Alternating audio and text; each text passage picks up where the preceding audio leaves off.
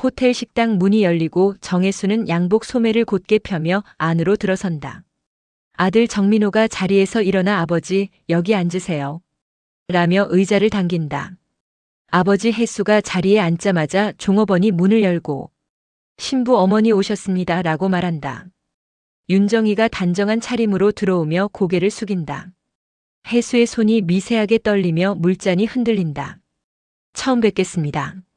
윤정이가 말하자 혜수의 시선이 잠시 멈춘다. 아내 김미자가 이를 놓치지 않고 옆눈으로 두 사람을 번갈아 본다. 민호가 우리 부모님은 학교 선생님이셨어요. 라고 말하며 분위기를 띄운다. 윤정이가 교사셨군요. 저도 잠깐 아이들 가르친 적이 있었어요. 라고 답한다. 혜수의 표정이 굳는다. 젓가락을 놓으며 그렇습니까? 라며 짧게 말한다. 미자가 당신 왜 이렇게 땀을 흘려? 라며 수건을 건넨다. 혜수는 좀 더워서 그래. 라고 말하지만 눈을 마주치지 않는다.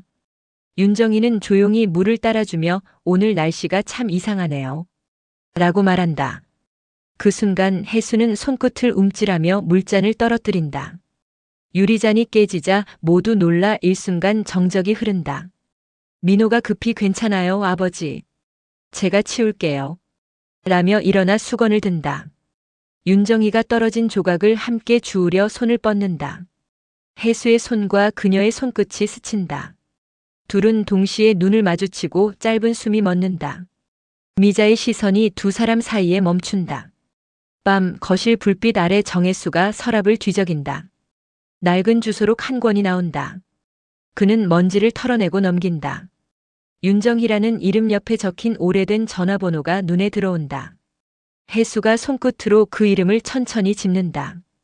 방문이 열리며 김미자가 나타난다. 아직 안 자요? 혜수가 얼른 주소록을 덮는다. 그냥 옛날 서류 좀 찾고 있었어. 미자는 냉장고에서 물을 꺼내며 오늘 그분 낯이 익던데. 혜수가 손을 멈추고 글쎄 처음 본 사람 같던데. 라고 말한다. 미자는 눈을 가늘게 뜨며 그 여자 어디서 봤는지 모르겠어도 기분이 이상했어요. 혜수는 말없이 시선을 피하며 방 안으로 들어간다. 불 꺼진 방 안 서랍 속 사진 한 장이 보인다. 젊은 시절 비 오는 날 학교 앞에서 찍은 사진 속 여인이 있다. 혜수가 사진을 손에 쥐며 짧게 숨을 내쉰다. 윤정혜 정말 그 사람일까? 그는 잠시 창밖을 본다. 옆집 불빛 사이로 빗방울이 떨어진다. 거실 시계 초침이 규칙적으로 울린다. 혜수가 사진을 다시 서랍에 넣고 조용히 닫는다.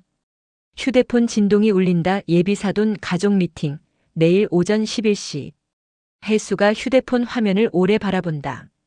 그의 손끝이 미세하게 떨린다. 다음 날 오전 정혜수가 시장 입구에서 채소를 고른다. 상인에게 부추 한 단 더 주세요. 라고 말하며 고개를 드는 순간 맞은편 꽃집 앞에 윤정이가 서 있다. 그녀는 꽃다발을 포장하며 점원의 말을 듣고 고개를 끄덕인다. 혜수가 한 발짝 다가가다 멈춘다. 혹시 윤정혜 씨 맞죠? 윤정이가 천천히 돌아서며 네 여기서 뵀네요. 라며 미소 짓는다. 혜수는 머뭇거리며 우리 예전에 어딘가에서 본 적 있지 않습니까? 그녀는 짧게 웃으며 글쎄요. 세월이 오래돼서요. 라고 답한다. 아니요, 기억나요. 비 오는 날 역 앞에서. 윤정희의 표정이 잠시 굳는다. 그때 정 선생님이었죠? 혜수는 놀란 듯 그걸 기억하고 계셨군요. 그녀는 꽃다발을 들며 그날 이후로 이런 꽃은 싫어졌어요. 라고 말한다. 혜수가 미안했습니다. 그땐 아무 말도 못하고 떠나서. 윤정희가 짧게 한숨을 내쉰다. 지금은 그 얘기 하지 말아요. 혜수가 그녀를 붙잡지 못하고 서 있는 사이 그녀가 발걸음을 옮긴다. 꽃잎 하나가 떨어져 혜수의 구두 앞에 닿는다. 그는 떨어진 꽃잎을 바라보다 조용히 주머니에 넣는다. 시장 스피커에서 결혼식 축가가 흘러나온다. 혜수의 눈빛이 멈춘다. 저녁 무렵 미자가 거실 청소를 하다 떨어진 지갑을 주워든다. 지갑 안쪽 투명 칸에 오래된 사진 한 장이 끼워져 있다. 흑백톤 사진 속의 젊은 여자, 뒤편에는 흐릿하게 정이라는 이름이 적혀 있다. 미자의 표정이 굳는다. 정혜? 부엌 시계 초침이 크게 울린다. 퇴근한 정혜수가 문을 열고 들어오자 미자는 아무 말 없이 지갑을 식탁 위에 놓는다. 이거 당신 지갑에서 나왔어. 혜수가 눈길을 내리며 지갑을 확인한다. 그냥 옛날 동료 사진이야. 옛날 동료? 근데 왜 아직 가지고 다녀? 혜수는 말을 멈추고 물잔을 들지만 손이 약간 떨린다. 그 여자가 혹시 윤정희야? 혜수가 순간 멈칫한다. 미자가 낮게 웃는다. 그래, 역시 그 여자였네. 오해야. 그저 옛 추억일 뿐이야. 그 추억이 지금 우리 며느리 어머니야. 말이 돼? 혜수는 대꾸하지 못하고 고개를 숙인다. 민호 결혼 앞두고 이게 무슨 꼴이야. 미자가 자리에서 일어난다. 혜수는 그냥 있자. 아무 일 아니야. 라고 말하지만 목소리가 흔들린다. 미자는 짧게 대답한다. 당신이 그 여자 생각을 잊지 못한 게 아무 일은 아니지. 이른 아침 미자가 식탁에 앉아 휴대폰으로 뭔가를 확인하고 있다. 화면 속에는 윤정희의 프로필 사진과 결혼식 일정 알림이 떠 있다. 거실 문이 열리며 혜수가 들어온다. 어제 그 얘기 이제 그만하자. 미자는 고개도 들지 않고 그 여자 지은이 어머니 맞지? 사돈 맞지? 혜수가 그래 맞아. 하지만 다 지난 일이야. 지금도 그 여자를 마음에 두고 있는 거잖아. 혜수는 짧게 숨을 내쉰다. 민호 결혼만큼은 흔들고 싶지 않다. 그때 방문이 열리고 아들 정민호가 나온다. 무슨 일이에요? 또 무슨 얘기예요? 미자가 손가락으로 혜수를 가리킨다. 아버지가 그 여자를 예전에 알았대. 민호의 얼굴이 굳는다. 지은이 어머니요? 혜수가 단지 옛 인연이다. 결혼이랑 아무 상관없어. 그런데 왜 숨겼어요? 민호의 목소리가 단단해진다. 혜수는 말을 잇지 못한다. 결혼식 앞두고 이런 일 알게 되면 누가 좋아하겠어요? 미자가 그래서 내가 미리 말한 거야. 당신들 감정 때문에 애들 결혼 망치면 안 되니까. 혜수가 자리에서 일어나 그만 좀 해. 아무 일도 아니야. 식탁 위 물컵이 넘어지며 물이 흩어진다. 세 사람은 서로 다른 방향을 바라본다. 민호가 낮은 목소리로 아버지, 결혼식까진 제발 아무 일 없게 해주세요. 혜수는 말없이 고개를 끄덕인다. 미자는 입술을 깨물며 그 여자 다시 만나면 나한테 말해. 혜수는 대답하지 않고 현관으로 걸어나간다. 문 닫히는 소리가 길게 울린다. 미자는 식탁 위 젖은 수건을 짜며 중얼거린다. 결혼식 전까진 절대 무슨 일 없어야 해. 테이블 위에 놓인 윤정희의 초대장이 조용히 젖어 있다. 초대장 위엔 결혼까지 D-10이라는 붉은 글씨가 또렷하다. 결혼식 일주일 전 신부 예복 맞춤을 위해 두 가족이 웨딩숍에 모인다. 하얀 드레스가 진열된 매장 안 직원이 어머님들께도 인사드려요. 라며 웃는다. 윤정희가 피팅룸 앞에서 드레스를 살피고 있다. 혜수가 문을 열고 들어오며 순간 걸음을 멈춘다. 두 사람의 눈이 마주친다. 미자가 그 시선을 포착한다. 여기서 또 보네요. 윤정희가 조용히 결혼식 준비가 막바지라 자주 뵙네요.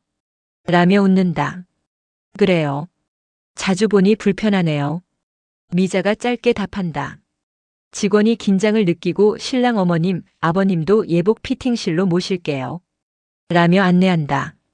혜수가 따라 들어가며 윤정희 옆을 지나간다. 그녀가 작게 속삭인다. 그날 이후로 잠을 못 잤어요. 혜수가 짧게 답한다. 저도요. 미자가 옷걸이를 정리하던 손을 멈추고 두 사람 쪽을 바라본다. 윤정희는 곧 표정을 가다듬고 우리 아이들 잘 어울리죠. 라고 말한다. 미자가 아이들은 잘 맞아요. 문제는 어른들이죠. 공기가 순간 싸늘해진다. 혜수가 그만합시다. 오늘은 아이들 일만 이야기하죠. 윤정희는 조용히 미소를 짓고 피팅룸 안으로 들어간다. 혜수가 창밖을 바라본다. 유리창 너머 흐린 하늘에 비가 내리기 시작한다. 빗방울 소리 속에서 그의 손이 가볍게 떨린다. 밤 10시가 넘은 시각 정혜수가 현관문을 조용히 연다. 거실 불빛 아래 김미자가 팔짱을 낀 채 앉아 있다. 식탁 위엔 식지 않은 국과 젓가락 두 벌이 놓여져 있었다. 오늘도 늦었네요. 웨딩숍에서 이야기 좀 하다 늦었어. 그 여자랑? 혜수가 대답하지 않는다. 다른 사람도 많은데 굳이 둘이? 혜수가 냉장고 문을 열며 별일 아니야. 별일 아니면 왜 얼굴이 그래? 혜수가 문을 닫으며 짧게 숨을 고른다. 미자야, 그 사람은 옛날에 내가 갚지 못한 빚 같은 사람이야. 그래서 지금 그 빚을 갚겠다고. 아들 결혼 망치면서. 미자의 목소리가 높아진다. 난 그냥 내 마음을 확인하고 싶었을 뿐이야. 확인? 30년을 같이 산 사람한텐 그런 말 안 해봤잖아. 혜수가 고개를 숙인다. 민호 결혼까지 아무 일 없게 해. 부탁이야. 미자가 부탁은 내가 해야지. 당신 제발 멈춰. 방문이 열리며 민호가 나온다. 무슨 일이에요? 미자가 내 아버지, 그 여자랑 계속 연락해. 민호가 아버지를 본다. 정말이에요? 혜수가 민호야, 결혼 앞두고 너한테 이 얘긴 하고 싶지 않다. 그래도 말해요. 지금이라도. 혜수가 잠시 침묵하다 이해 못할 거다. 민호는 한숨을 쉬며 결혼식까지만 제발 아무 일 없게 해주세요. 미자가 그게 가능할까? 라고 중얼거린다.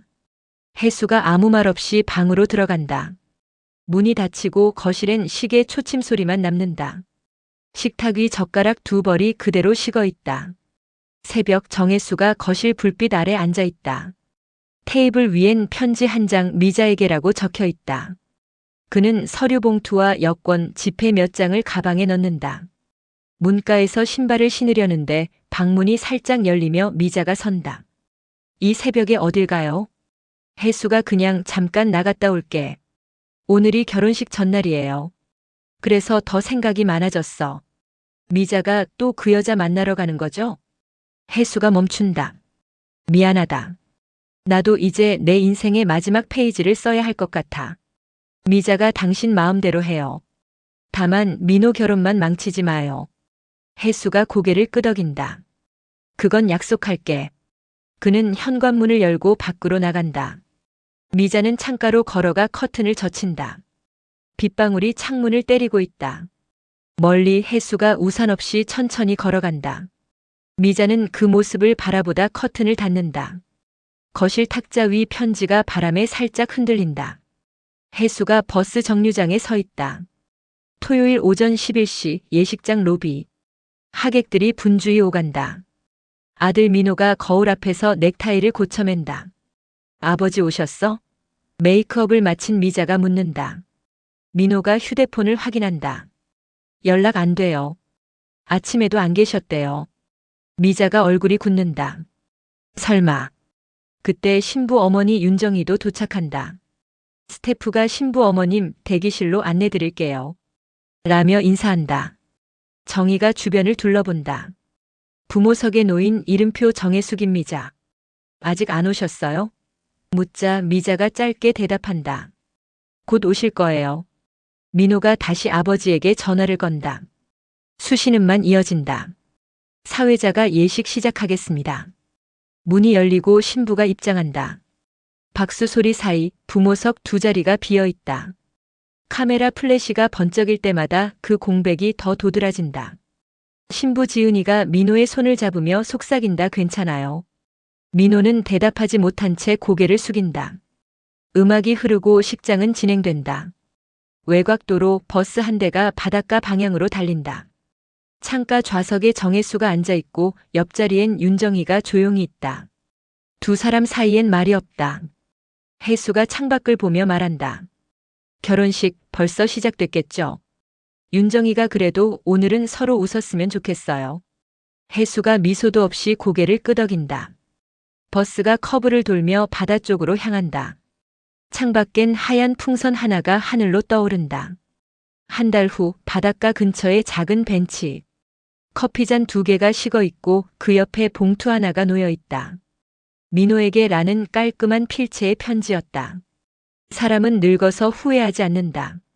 다만 너무 오래 참은 마음이 마지막에 폭발할 뿐이다. 민호의 집 거실에는 미자가 소파에 앉아 사진 액자를 들고 있다. 사진 속 결혼식 장면, 부모석은 여전히 비어 있다. 민호가 문을 열고 들어온다.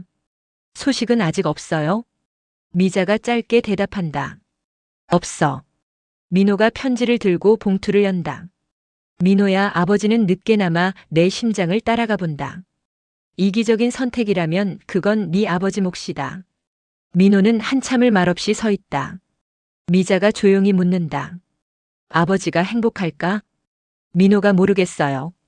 다만 후회는 안 할 것 같아요. 미자가 창문을 연다.